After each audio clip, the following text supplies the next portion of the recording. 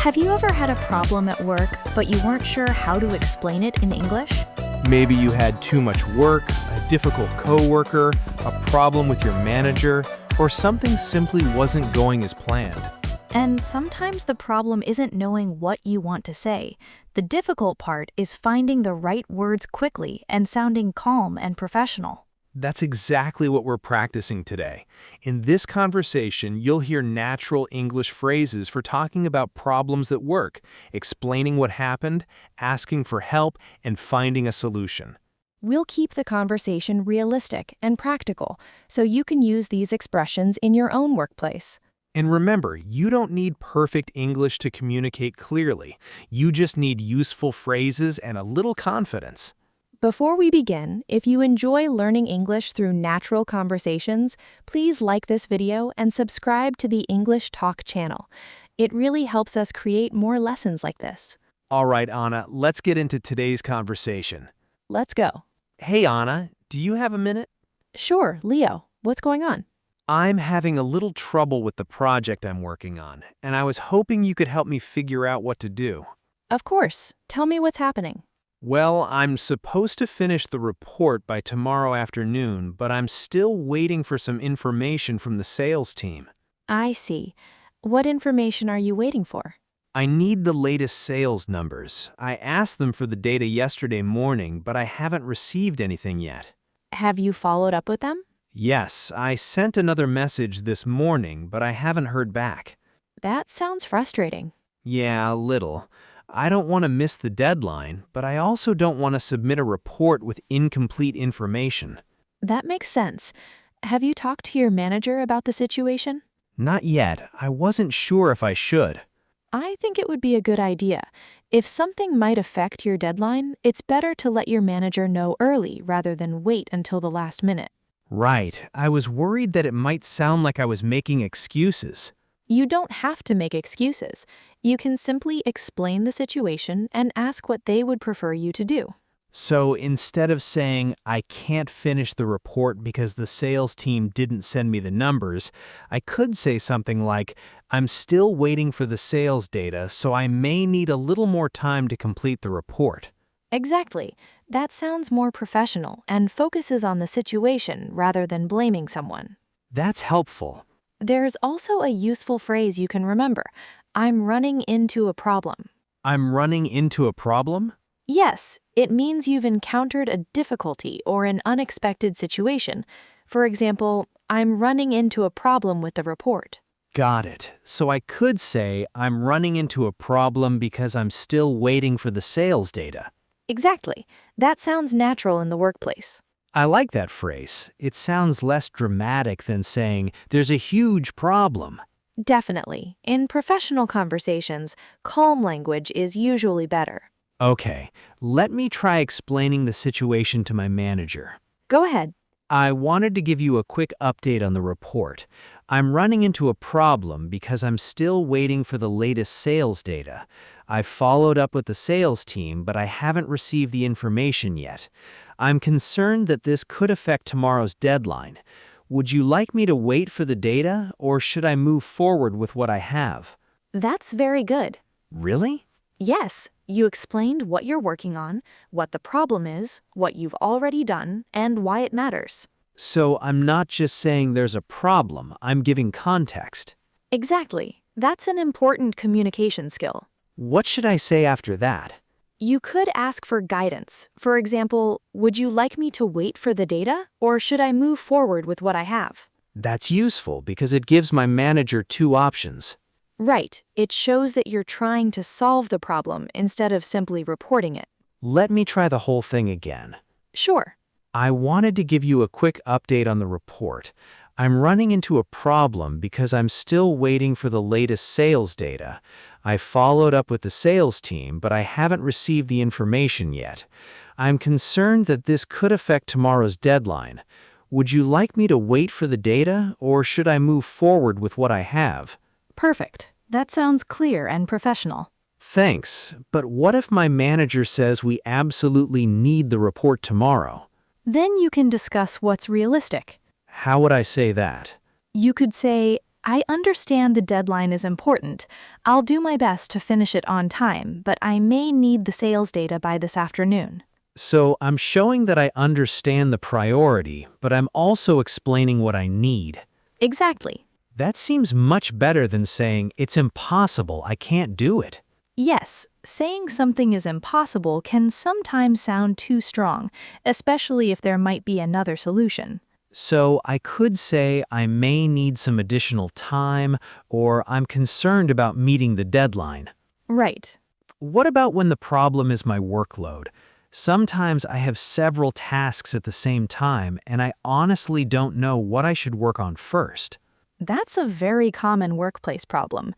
What should I say? You can be direct but professional.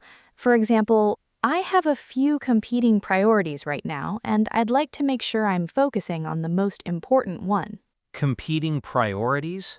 It means you have several important things that need your attention at the same time. So if I have 3 deadlines this week, I could say, I have a few competing priorities and I'd like to clarify which one should come first. Exactly. That sounds much more professional than saying, I have too much work.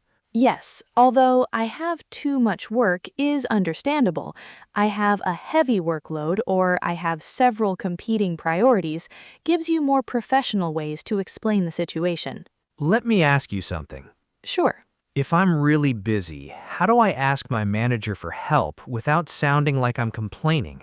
You can say, I'm currently working on several projects and I'm concerned about being able to give each one the attention it needs. Could we talk about priorities? That sounds good. Or you could say, would it be possible to move one of these deadlines? So instead of just describing the problem, I should try to suggest a solution. Exactly. That's probably useful in almost every workplace situation. It is. What if the problem is a coworker? That can be a little more sensitive. Definitely. If you're having a disagreement with a coworker, it's usually better to focus on the work and the specific situation rather than attacking the person. Can you give me an example? Sure. Imagine a coworker keeps changing a document after you finished it. Okay. You could say, I've noticed that the document has been changed several times after I completed my part. Could we clarify who is responsible for the final version? That sounds much calmer. And it moves the conversation toward a solution. What if I actually need to talk directly to the coworker? You could start with, can we talk about something related to the project? Okay. Then explain the situation. I noticed that some changes were made to the document after I finished my section. I just want to make sure we are on the same page about how we're handling the final version. I just want to make sure we're on the same page. Yes, that's a very useful workplace phrase. It means we have the same understanding. Exactly. If you want to confirm that everyone understands the plan in the same way, you can say, I just want to make sure we are on the same page. That's definitely going into my vocabulary. Good. But what if the coworker gets defensive? Stay calm and avoid making the conversation personal. What could I say? You might say, I'm not trying to criticize you, I just want to make sure we have a clear process going forward. That sounds useful. Or you could say, I understand your point. I think we just have different ideas about how to handle this. That's a nice way to disagree without creating a bigger problem. Exactly. Speaking of disagreements, what if I disagree with my manager? You can disagree respectfully.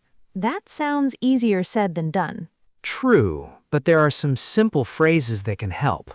Like what? You can say, I understand your perspective, I have a slightly different view. That's very polite.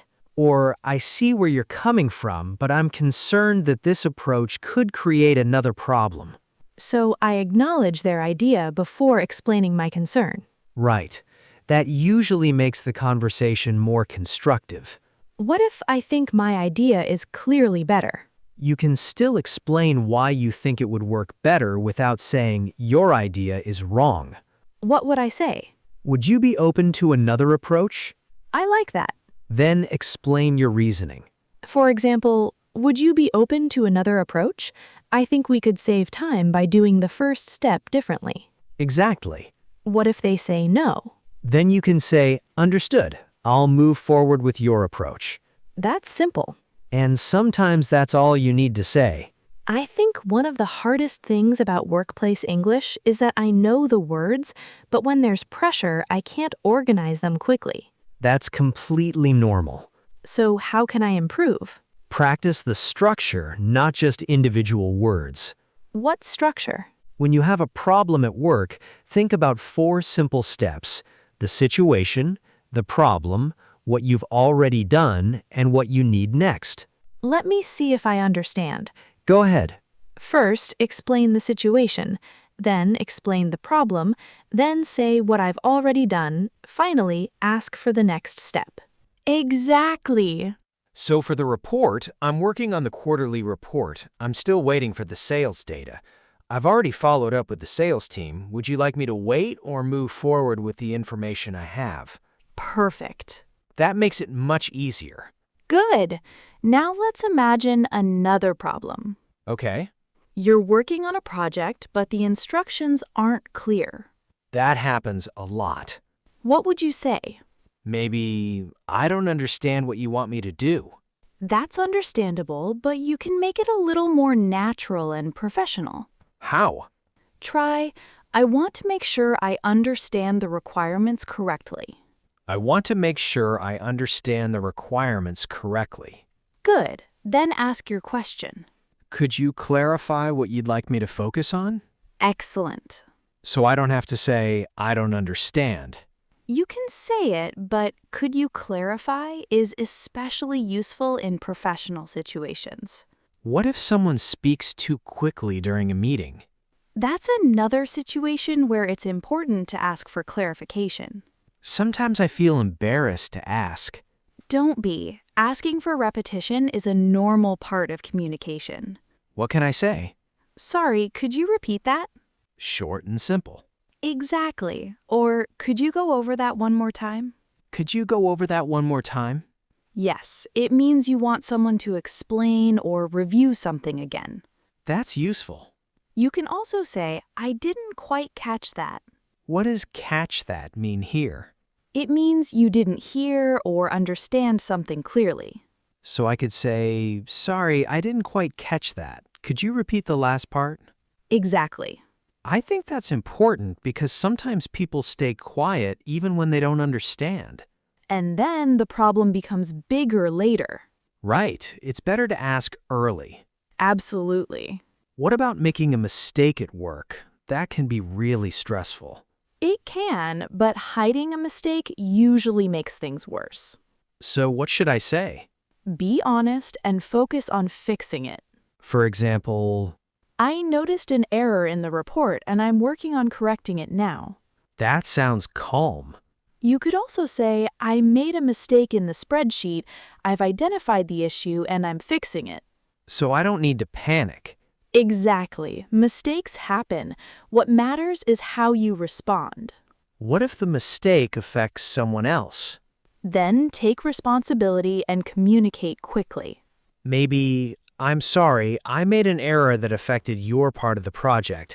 I've corrected it, and I'll make sure we don't run into the same issue again. That's a strong response. What if I don't know how to fix the mistake? Then ask for help. I've identified the problem, but I'm not sure how to fix it. Could you take a look? Exactly. I think that's much better than pretending I know what I'm doing. Definitely. Let's talk about deadlines again. Okay. What if I know I'm going to miss a deadline? Tell the person as soon as you realize it. What should I say? I wanted to let you know that I may not be able to meet the original deadline. That's direct. Then explain why and offer a new timeline. I may not be able to meet the original deadline because I'm still waiting for the final information. I should be able to have it ready by Thursday afternoon. Very good. And maybe I can ask, would that timeline work for you? Exactly. That turns it into a conversation instead of simply announcing bad news. What if they say the new deadline doesn't work? Then discuss what can change. You might say, in that case, could we adjust the scope of the project? Adjust the scope. It means changing what the project includes. Maybe you can deliver the most important parts first and complete the rest later. That's useful. You could also say, if the deadline can't move, we may need to reduce the scope. That sounds very professional. It's a useful phrase in many work situations. You know, Anna, I'm starting to realize that talking about problems at work isn't really about having perfect English. Exactly. It's about being clear And calm. and focusing on solutions. Right. Let's imagine I'm in a meeting tomorrow and I have a problem with a project. I could say, I wanted to flag an issue with a project. Great phrase. What does flag an issue mean? It means to bring attention to a problem or something that people should be aware of. So I wanted to flag an issue with a project. Yes. Then we're still waiting for the information from the marketing team. Good. We followed up twice, but I haven't received it yet. Good. I'm concerned this could affect the timeline. Could we discuss how we want to handle it? Excellent. That feels much better than saying, we have a problem. Exactly. You're giving useful information and inviting the team to find a solution. I think that's the biggest lesson today. I agree. Problems are normal at work. What matters is how you communicate them. And remember, you don't need complicated vocabulary. Simple, clear English can sound very professional. Let me see if I can summarize the phrases we practiced. Go ahead. I'm running into a problem because Good. I wanted to give you a quick update. Very useful. I'm concerned this could affect the timeline. Excellent. Could you clarify what you'd like me to focus on? Perfect. I just want to make sure we're on the same page. Great one. Would you be open to another approach? Very professional. I may not be able to meet the original deadline. Important phrase. And finally, could we discuss how we want to handle it? Exactly. These phrases are simple, but they give you a structure for difficult conversations. And that structure can make you feel much more confident. So if you're watching this and you sometimes feel nervous talking about problems at work, remember, you don't have to explain everything perfectly. Start with the situation. Explain the problem, Say what you've already done. and ask what the next step should be. That's it. And if you don't understand something, ask. If you need help, ask. If you make a mistake, communicate clearly. And if you disagree, stay respectful and focus on the work. I think those are skills that can help anyone, not just English learners. Absolutely. Before we finish, we want you to practice one sentence in the comments. Imagine you have a problem at work. Start with, I'm running into a problem because... Maybe you're waiting for information. Maybe you have too much work. Maybe you need clarification. Or maybe you're worried about a deadline. Write your sentence in the comments. It doesn't have to be perfect. The goal is to practice using English, not to avoid every mistake. Exactly. Every time you practice, you become more comfortable. And the more comfortable you become, the easier it is to speak when a real situation happens. We hope today's conversation gave you some practical English that you can actually use at work. Remember, clear English is powerful English. You don't need big words. You need confidence, practice, and useful phrases. Thank you so much for practicing with us today. If you found this lesson useful, please like the video and subscribe to the English Talk channel. And keep practicing. The next time you have a problem at work, try one of the phrases from today's conversation. Speak slowly, Stay calm, ask questions when you need to. and don't be afraid of making mistakes. We'll see you in the next English Talk lesson. Goodbye, everyone. Take care and keep speaking English.